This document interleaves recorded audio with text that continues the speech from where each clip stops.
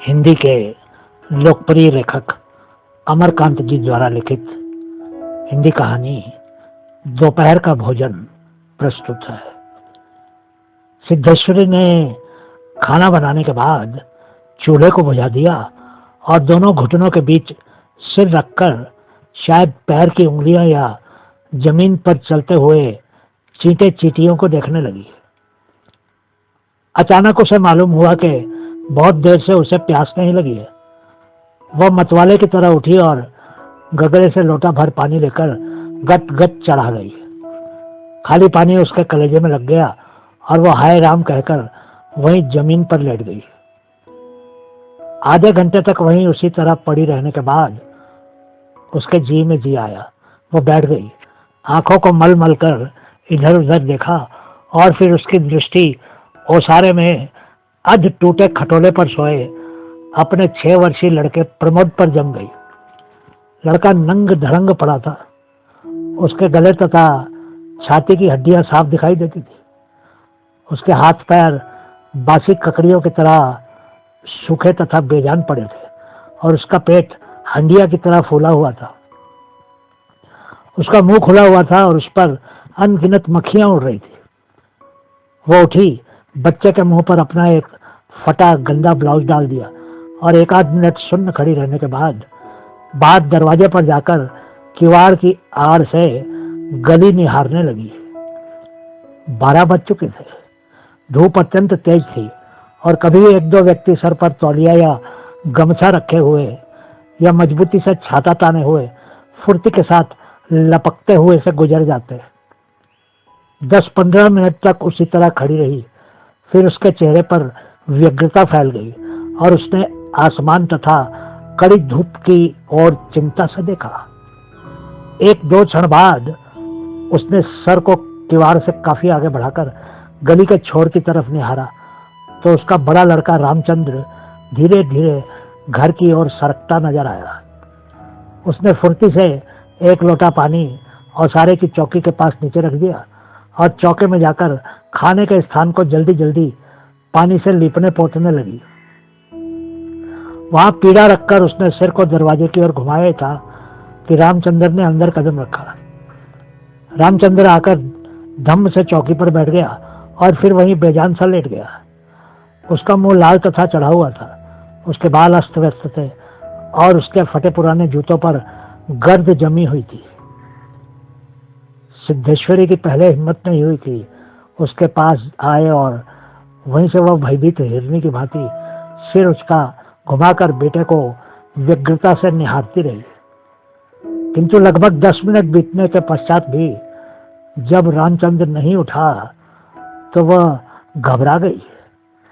पास जाकर पुकारा, बड़कू बड़कू, लेकिन उसके कुछ उत्तर न देने पर डर गई और लड़के की नाक के पास हाथ रख दिया। सांस ठीक से चल रही थी। फिर सिर पर हाथ रखकर देखा, बुखार नहीं था। हाथ के स्पर्श से रामचंद्र ने आंख खोली। पहले उसने मां की ओर सुस्त नजरों से देखा, फिर झट से उठ बैठा। जूते निकालने और नीचे रखे लोटे के जल से हाथ पैर धोने के बाद वह यंत्र की तरह चौकी पर आकर बैठ गया। सिद्धेश्वरी ने डरते डरते पूछा, खाना तैयार है, यहीं लगाऊं क्या? रामचंद्र ने उठते हुए प्रश्न किया, बाबूजी खा चुके? सिद्धेश्वरी ने चौके की ओर भागते हुए उत्तर दिया, आते ही होंगे। रामचंद्र पीढ़े पर बैठ गया। उसकी उम्र लगभग 21 वर्ष की थी। लंबा दुबला पतला गोरा रंग, बड़ी बड़ी आंखें तथा होठों पर झुर्रियां। वह एक स्थानीय दैनिक समाचार पत्र के दफ्तर में अपनी तबीयत से प्रूफ रीडरी का काम सीखता था। पिछले साल ही उसने इंटर पास किया था। सिद्धेश्वरी ने खाने की थाली सामने लाकर रख दी और पास ही बैठकर पंखा करने लगी। रामचंद्र ने खाने की ओर दार्शनिक की भांति देखा। कुल 2 रोटियां, भर कटोरा पनियाली दाल और चने की तली तरकारी। रामचंद्र ने रोटी के प्रथम टुकड़े को निगलते हुए पूछा, मोहन कहाँ है? बड़ी कड़ी धूप हो रही है। मोहन सिद्धेश्वरी का मंझला लड़का था। उम्र 18 वर्ष थी और वो इस साल हाई स्कूल का प्राइवेट इम्तिहान देने की तैयारी कर रहा था। वह न मालूम कब से घर से गायब था और सिद्धेश्वरी को स्वयं पता नहीं था कि वह कहाँ गया है। किंतु सच बोलने की उसकी तबीयत नहीं हुई और झूठ मूठ उसने कहा, किसी लड़के के यहाँ पढ़ने गया है, आता ही होगा। दिमाग उसका बड़ा तेज है और उसकी तबीयत 24 घंटे पढ़ने में ही लगी रहती है, हमेशा उसी की बात करता रहता है। रामचंद्र ने कुछ नहीं कहा, एक टुकड़ा मुंह में रखकर बड़ा गिलास पानी पी गया, फिर खाने लग गया। वो काफी छोटे छोटे टुकड़े तोड़कर उन्हें धीरे धीरे चबा रहा था। सिद्धेश्वरी भय तथा आतंक से अपने बेटे को एकटक निहार रही थी। कुछ क्षण बीतने के बाद डरते डरते उसने पूछा, वहां कुछ हुआ क्या? रामचंद्र ने अपनी बड़ी बड़ी भावहीन आंखों से अपनी मां को देखा, फिर नीचा सर करके कुछ रुखाई से बोला, समय आने पर सब ठीक हो जाएगा। सिद्धेश्वरी चुप रही। धूप और तेज होती जा रही थी। छोटे आंगन के ऊपर आसमान में बादल के एक दो टुकड़े पाल की नावों की तरह तैर रहे थे।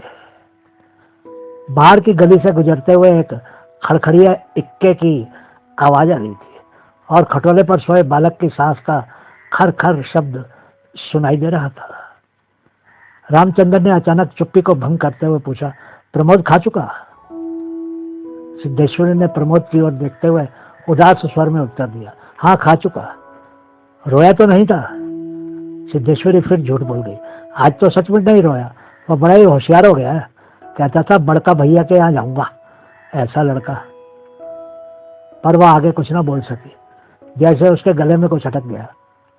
कल प्रमोद ने रेवड़ी खाने की जिद पकड़ ली थी और उसके लिए 1.5 घंटे तक रोने के बाद सोया था। रामचंद्र ने कुछ आश्चर्य के साथ अपनी मां की ओर देखा और फिर सिर नीचा करके कुछ तेजी से खाने लगा।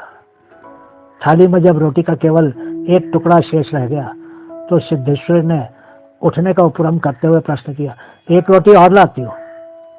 रामचंद्र हाथ से मना करते हुए हड़बड़ा कर बोल पड़ा, नहीं नहीं जरा भी नहीं, मेरा पेट पहले ही भर चुका है, मैं तो यह भी छोड़ने वाला हूँ, बस अब नहीं। सिद्धेश्वरी ने जिद की, अच्छा आधी ही सही। रामचंद्र बिगड़ उठा, अधिक खिलाकर बीमार डालने की तबीयत है क्या? तुम लोग जरा भी नहीं सोचती हो, बस अपनी जिद। भूख रहती तो क्या ले नहीं लेता?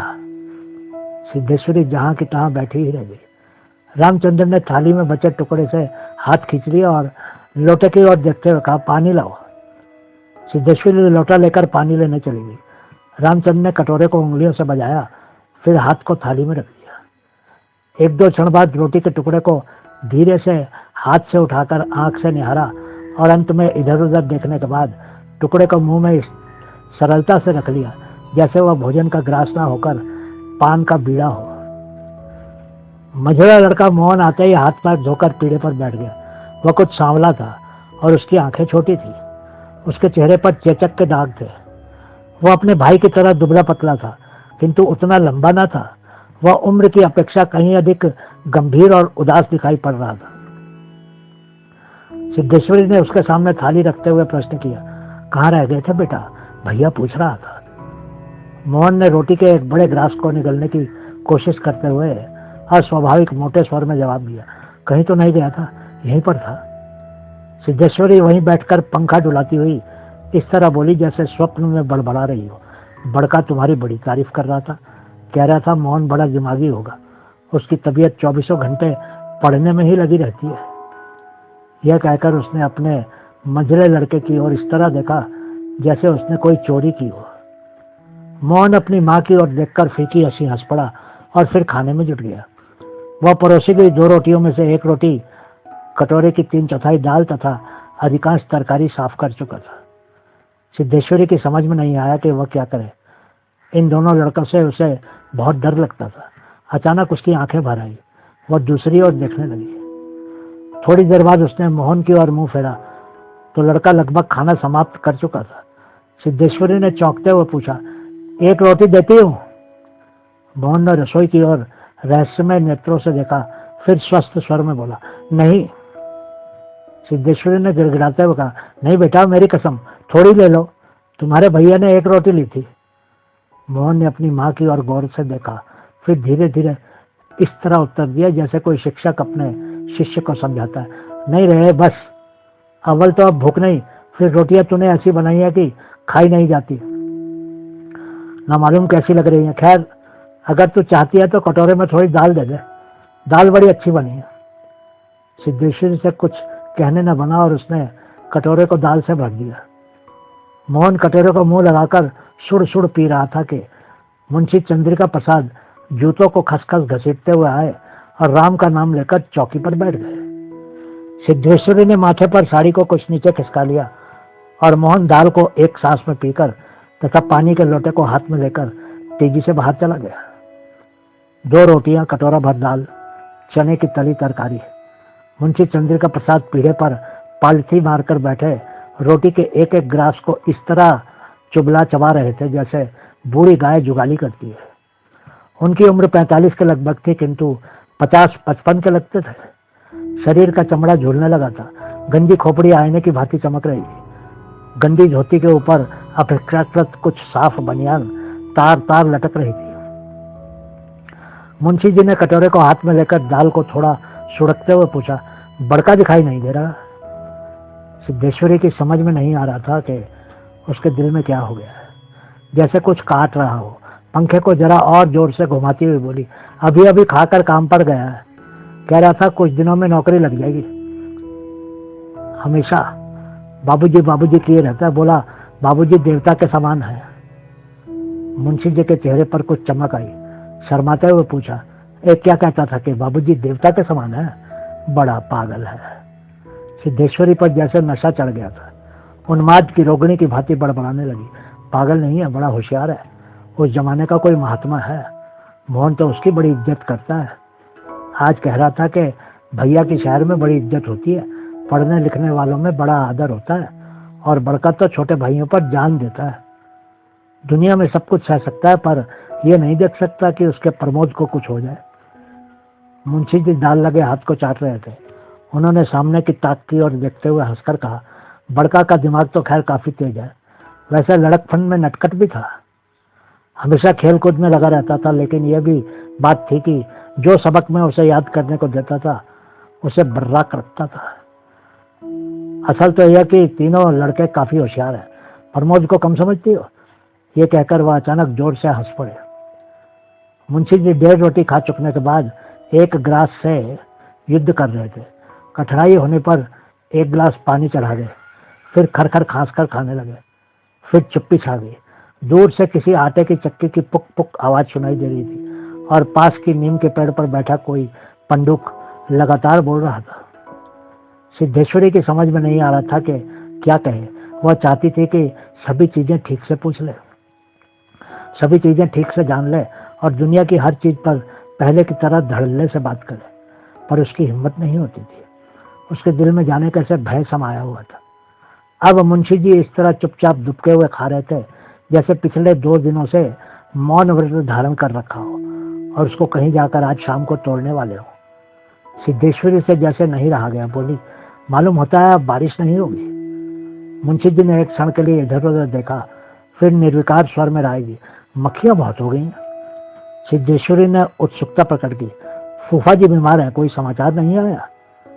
मुंशी जी ने चने के दानों की ओर इस दिलचस्पी से दृष्टिपात किया जैसे उनसे बातचीत करने वाले हो।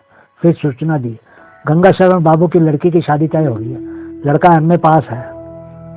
सिद्धेश्वरी हठात चुप हो गई। मुंशी जी भी आगे कुछ नहीं बोले। उनका खाना समाप्त हो गया था और वे थाली में बचे खुचे दानों को बंदर की तरह बीन रहे थे। सिद्धेश्वरी ने पूछा, बड़का की कसम 1 रोटी देती हूँ, अभी बहुत सी हैं। मुंशी जी ने पत्नी की ओर अपराधी के समान तथा रसोई की ओर कनखी से देखा। तत्पश्चात किसी छठे उस्ताद की भांति बोले, रोटी रहने दो, पेट काफी भर चुका है, अन्न और नमकीन चीजों से तबीयत ऊब भी गई है। तुमने व्यर्थ में कसम धरा दी। खैर, कसम रखने के लिए ले रहा हूँ, गुड़ होगा क्या? सिद्धेश्वरी ने बताया कि हंडिया में थोड़ा सा गुड़ है। मुंशी जी ने उत्साह से कहा, तो थोड़े गुड़ का ठंडा रस बनाओ, पीऊंगा। तुम्हारी कसम भी रह जाएगी, जायका भी बदल जाएगा, साथ ही साथ हाजमा भी दुरुस्त होगा। हाँ, रोटी खाते खाते नाक में दम आ गया है। ये कहकर वे ठहाका मारकर हंस पड़े। मुंशी जी के निपटने के पश्चात सिद्धेश्वरी उनकी जूठी थाली लेकर चौके की जमीन पर बैठ गई। बलटोई की दाल को कटोरे में उड़ेल दिया, पर वह पूरा भरा नहीं। छिपुले में थोड़ी सी चने की तरकारी बची थी, उसे पास खींच लिया। रोटियों की थाली को भी अपने पास खींच लिया, उसमें केवल एक रोटी बची थी। मोटी भद्दी और जली उस रोटी को वह जूठी थाली में रखने जा रही थी कि अचानक उसका ध्यान ओसारे में सोए प्रमोद की ओर आकर्षित हो गया। उसने लड़के को कुछ देर तक एकटक देखा, फिर रोटी को 2 बराबर टुकड़ों में विभाजित कर दिया। एक टुकड़े को तो अलग रख दिया और दूसरे टुकड़े को अपनी जूठी थाली में रख लिया। तदुपरांत एक लोटा पानी लेकर खाने बैठ गई। उसने पहला ग्लास मुंह में रखा और तब न मालूम कहां से आंखों से टप टप आंसू चूने लगे। सारा घर मक्खियों से भनभन कर रहा था। आंगन की अलमारी पर एक गंदी साड़ी टंगी थी जिसमें पैबंद लगे हुए थे। दोनों बड़े लड़कों का कहीं पता नहीं था। बाहर की कोठरी में मुंशी जी औंधे मुंह होकर निश्चिंतता के साथ सो रहे थे। जैसे 1.5 महीने पूर्व मकान किराया नियंत्रण विभाग की क्लर्की से उनकी छटनी न हुई होती तो शाम को उनको काम की तलाश में कहीं जाना ना हो। बहुत बहुत शुक्रिया।